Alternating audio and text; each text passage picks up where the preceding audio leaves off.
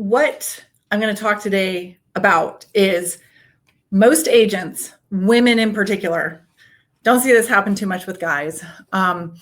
Most women become very concerned about having everything perfect, everything just right before they will start making phone calls or start offering a new product line or something like that. They want to spend a lot of time talking to a mentor or somebody who's going to answer every question they have before they take action steps. And I have very specific ways that I deal with perfectionism, because that's really what it has to do with. We're scared to make a mistake.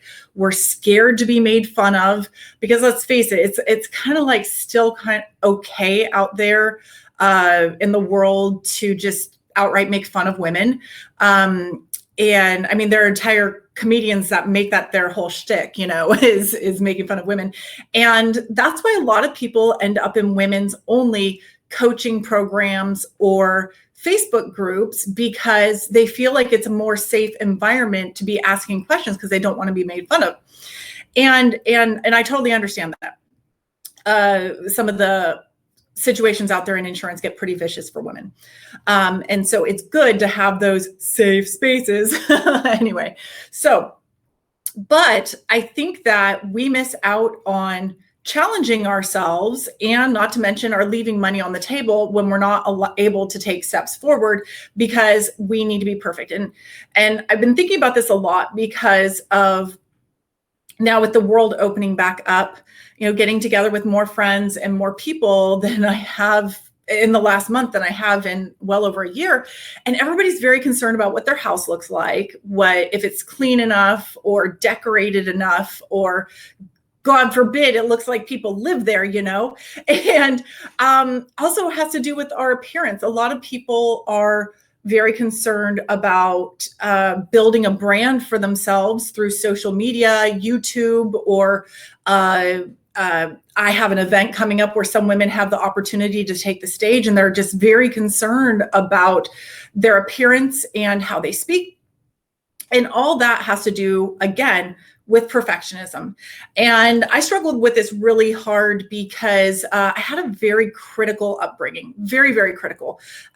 We had to be the best at everything. It wasn't enough to just do something. You had to be the best. And I wish somebody had told me when I was a child that it was not even possible to get 100% in the 100th percentile on state tests, because I was always very, very sad when I came back in the my sister was always in the 99th percentile. I could never live up to her, but anywhere in the high percentiles, because it was just never enough that it was 100%. I could never get 100%, and that really bothered me. And I remember going to school and going to the library and getting a book called How to Be Perfect, because I really did want to be perfect. If you look back at my childhood pictures, you'd have no idea that I was trying to be perfect. I mean, I was clearly that kid that looked like I didn't care what anybody thought about me. I acted like I didn't care what anybody thought about me, but really, I was very concerned what everybody was thinking about me in every single way. And what I was doing was, instead of trying to be the way I actually wanted to be, I just put on this real solid front of, I don't care. I don't care about being pretty because, I want to be a boy anyway. And so I kind of wanted to be just super sporty, because that allowed me to opt out of any needing to try and understand makeup or any of those things. Now, that's my thing. I mean, I'm not saying that's why other people do those things, but in my knowing what was going on in my head and my body at that time, that's what it was about. So I got this book. It has all these different steps about how to become perfect.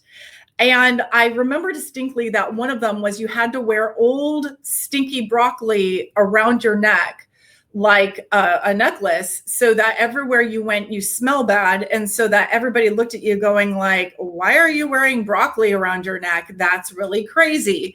And the whole point of this book was to have you make big mistakes and big silly things, so that you had already experienced great humiliation and all those things, so that you would going forward, realize that nothing we do on a day-to-day basis is actually as bad as wearing stinky broccoli around our necks all day.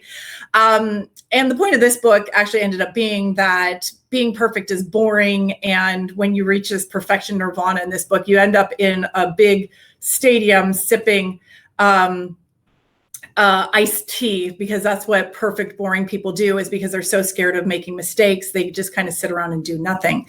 And that's very applicable to insurance. When you get too scared to make a mistake, you don't write any policies. You don't try to advance your skills.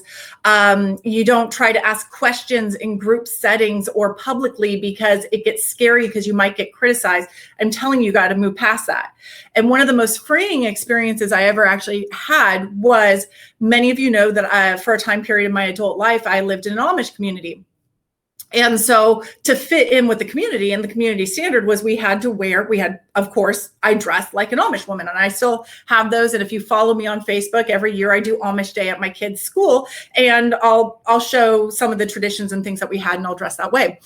Well, it's kind of funny that my oldest child, who remembers much more that time period of our lives, is very out there. Like, they're always dyeing their hair these crazy colors and all this stuff. And, very confident in their looks in that way.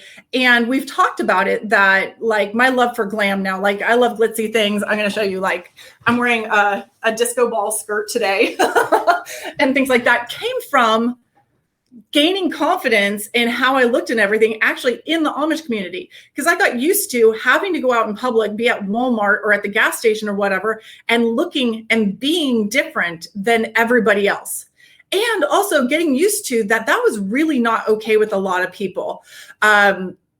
We get a lot of the people approaching us who actually there were, of course, people who would be like, oh, that's such a beautiful way of life. But there were a lot of people that would approach us and say really horrible things to us because of how we were dressed, and they didn't know us. And so it's very easy now for me to kind of do whatever. And like, if I see something that I want to wear, I just want to wear it. Or, I typically get comments on when I'm wearing my makeup like this, people, and they always say, how do you have the confidence to do that? It's like, well, I've looked like a complete goofball before. I've made tons of mistakes. And I kind of feel like, especially having gone through a divorce, like nothing that I'm going to go through on a day-to-day basis that you experience in the public eye. And if you've ever been through a divorce, you know that whatever faith community you're a part of, whatever your family is a part of, everybody has opinions on what you are doing with your life and children.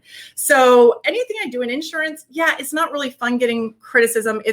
When I was first getting started, it's not really fun, like sitting there not knowing what to tell my client and trying to act confident as I'm calling my underwriter or whatever to get these things. But it's definitely not been the worst thing I ever experienced. And so it tends to be that everything else is much easier now than when I do that. But how I handle lack of confidence or feeling the need to be perfect, which I'll be upfront with you, I struggle with it. Like, I'm not, what's her name? Rachel Hollis. I don't have an entire photo studio or hairstylist or makeup person that's going to make me, camera ready before I go live so that I can hang out with you guys. And I think about that, like, do I want to be more photogenic? Sure. Especially at the time of this recording, it's Thursday. I've already put in over 40 hours this week. I'm tired, kind of like looking forward to a little bit of rest. And so it's not super like, I'm going to, let's go do this, insurance, yay. And so if you get to know me, if you ever spend time in my office, you'll come and you'll notice that I progressively, as the week goes on, my glamour like ramps up, because I'm doing things to pep me up. I'm doing things to get myself excited about whatever I'm doing. And so when I'm pepping myself up, that means I put on more makeup. I wear bigger earrings. I wear a disco ball skirt, anything to just make my day more fun and to encourage myself to be more fearless, to encourage myself to Is the country club going to want me to show up dressed like this? No, but I want to wear this today, and I'm going to be me and show up as my authentic self. And the more I show up that way, and I know everybody's talking about authentic selves. We're all going to be our authentic selves. Let's discover ourselves. But there is some truth to it. The more I'm just being me and trying not to match what some Instagram course on how to go viral is telling me to do, and making sure that my background, which is a complete disaster right now. A lot of people don't want to host virtual calls or do trainings because they don't have that perfect bookshelf, beautiful background. You know what? Yeah, it would be great to have that all put together, just like it would be great to have a perfectly clean house all the time. And it would be great to never have acne. The reality is, it doesn't have to be perfect. You don't have to be perfect. You don't have to know everything about everything. And when you're marketing an annuity to somebody and they say, well, what about this product, obscure product that some friend of mine told me about from Investopedia? I mean, you don't have to know the ins and outs of everything right then and right there. And in reality, most people are not going to give you those really specific questions.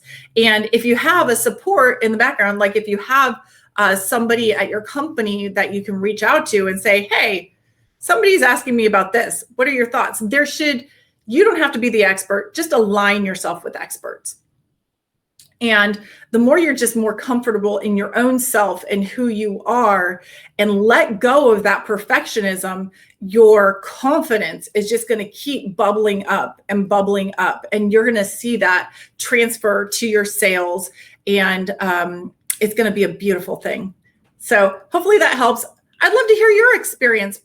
Comment, let me know. And we're just going to continue to grow together.